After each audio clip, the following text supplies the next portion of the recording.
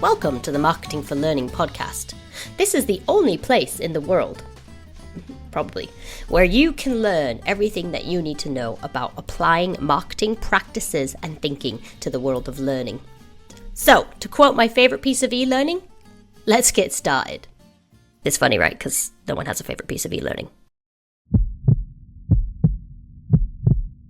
Please note that this episode does contain a gratuitous amount of swearing, so if you are deeply offended by swear words, I strongly suggest you skip this episode. In keeping with the theory of shitty first drafts, I have decided to just do this single episode as a one-take wonder. I have not done anything apart from edit clips. This is the first recording I've done of this, and as you can see, it probably needs refinement. It needs work. I could record it again and I'd probably do better, but I'm not going to. Welcome to the Marketing for Learning podcast. It's Ashley here, and today I want to talk to you about the shitty first draft. I don't know if this is something that you guys have ever come across, but it's something I use both in my marketing efforts and actually just in my day-to-day life as well, and it really helps me to get my ideas down on paper, get my thoughts ready and prepared for action, and most importantly, just allows me to be a little bit more creative. So those of you that have heard of the shitty first draft, you probably know that it is just the idea of kind of getting some stuff out there, you know? If I'm writing a blog, I'll just have a brain dump and I'll just curate loads of content that I find online that I find inspirational and any ideas that I want. Sometimes I use the concept of a shitty first draft to draft an email response to, I would say a coworker, but Hannah would think it was me referring to her. But back in the day when I used to work in more corporate environments, sometimes someone would send me an email that I would find irritating or irksome, shall we say, and I would always write a response. And then I'd put that response in a little shelf somewhere, maybe just leave it in my inbox. Definitely do not send it.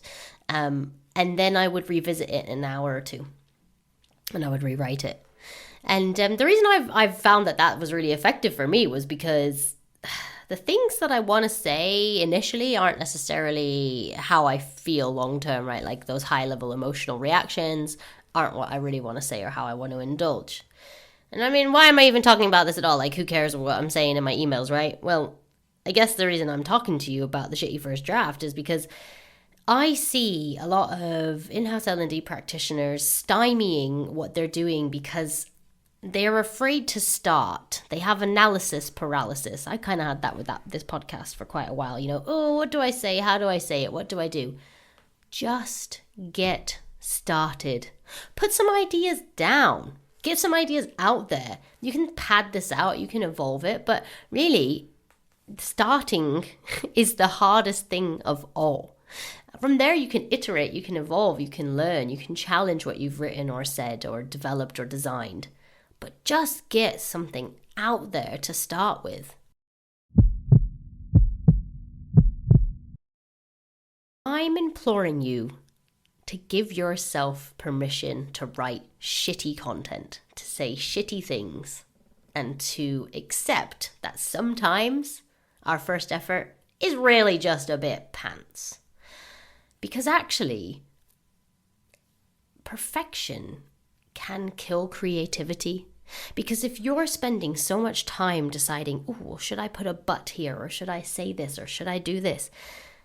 You're missing the point.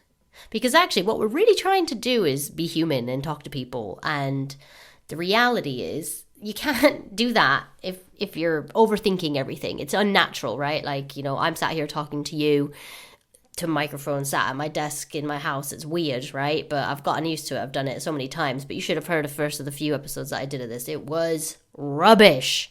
But I still did it because I'm not going to ever use those shitty first drafts, but they helped me learn and they helped me evolve to something that's slightly less shitty now. So this is really just like a public service announcement, really. Yeah, this isn't really a huge amount of learning here, but if you guys aren't doing shitty first drafts, start. Just sit down. Just get it done. Just get it done. Remove the analysis paralysis and then start. Because a shitty first draft will honestly be your most favorite thing in the world once you start doing them. Don't cripple your creativity.